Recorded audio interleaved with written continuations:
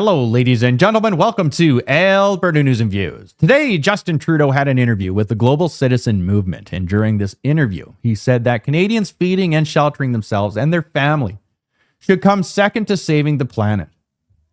He literally said feeding and sheltering your family should come second to saving the planet. Canadians have outright rejected everything about their government right now. All of the taxes, all of this immigration policy, all of his green net zero garbage. Canadians don't want any of it. They don't even want to be associated with it. Just like Justin Trudeau at the G20, nobody wants to be associated with him. I'll show you that in a sec. Check this out. Everyone sort of understands, oh yes, we need to grow an economy and protect the environment at the same time. But when it comes to putting dollars in pockets for people, they don't want to hear about, oh, if they just, pay a little more for an electric car, then that'll be protecting the environment. They can't pay a little more for an electric car right now. There's a sense that affordability is in direct contrast with our moral responsibility to protect the planet.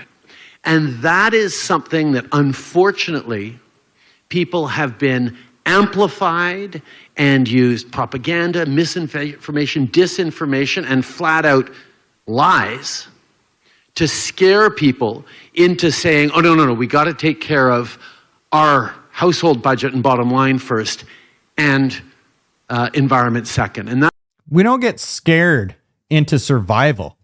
It's what we have to do. It's what we do. You know, the thing with Justin Trudeau is he just assumes that everybody believes in this climate change nonsense. There is yet to be an open, fair debate about climate change. There hasn't been one single free, fair, open debate on climate yet. Not a single one.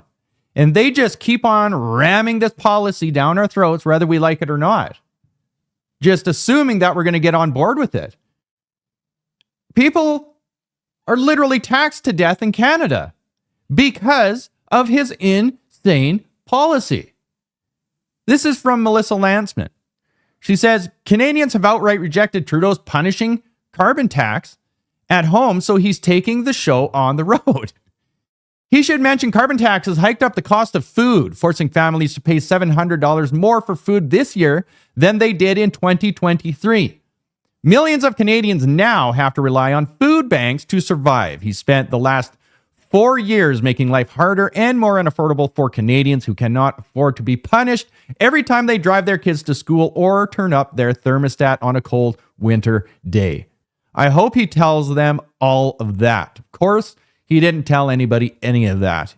Newsroom ready. Trudeau touts carbon levy to global audience. It truly is astounding that Justin Trudeau has not been forced out of office by Canadians. It blows my mind there isn't like an F. Trudeau convoy of a bazillion people rushing to Parliament right now because there is just so much corruption. Government in Canada is at a standstill. It's bottlenecked. Nothing is happening. This is from Alex Zoltan. This is hilarious.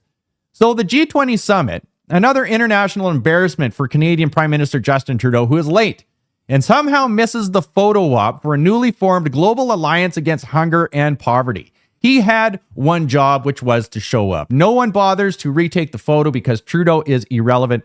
Anyways, this is exactly what I'm talking about. What do you think the odds are that they told Justin to be here at 10, but they actually started the picture at like 9, knowing that they would be able to get all of this done without Justin there because everybody has rejected Justin Trudeau and his ultra mind virus woke nonsense. Watch this.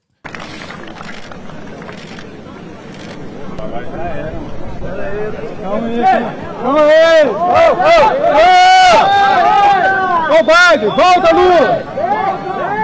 Volta!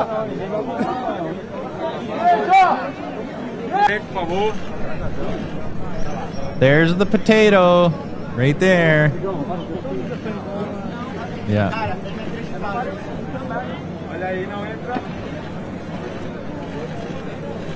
Nobody.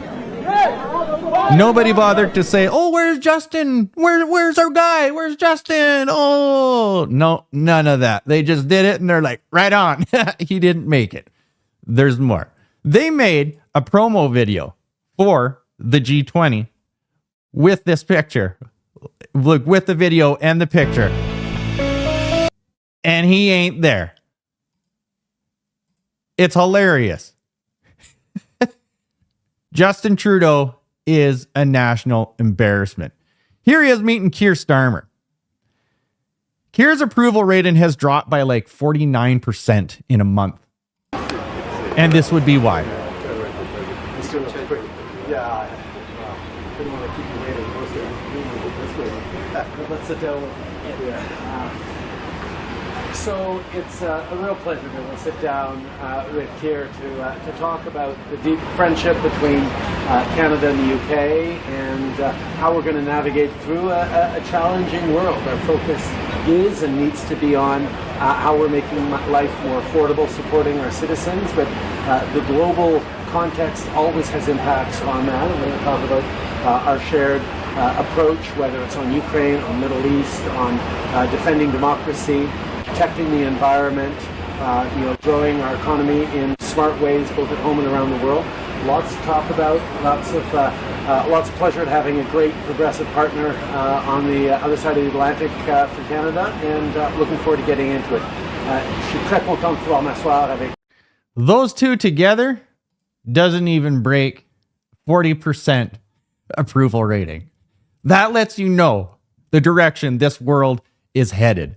This world is headed for mega justice, and it's going to start in the United States, and the Trump effect is taking hold globally. It is crazy.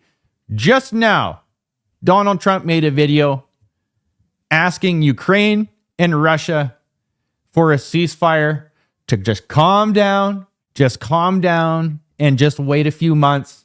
Enjoy the Christmas, the holidays, and just wait. Because once Donald Trump is there, that's what he's saying. Once I'm there, we're going to create peace like nobody has ever seen before.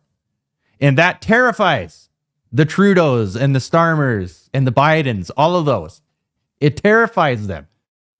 Because the truth is going to come out, because it always comes out, which is why Justin Trudeau always says, it's disinformation and misinformation. That's the problem. It's always their truth, never your truth. Unreal. I will keep you updated with as much as I can when I can. All of you out there, like, share, and take care.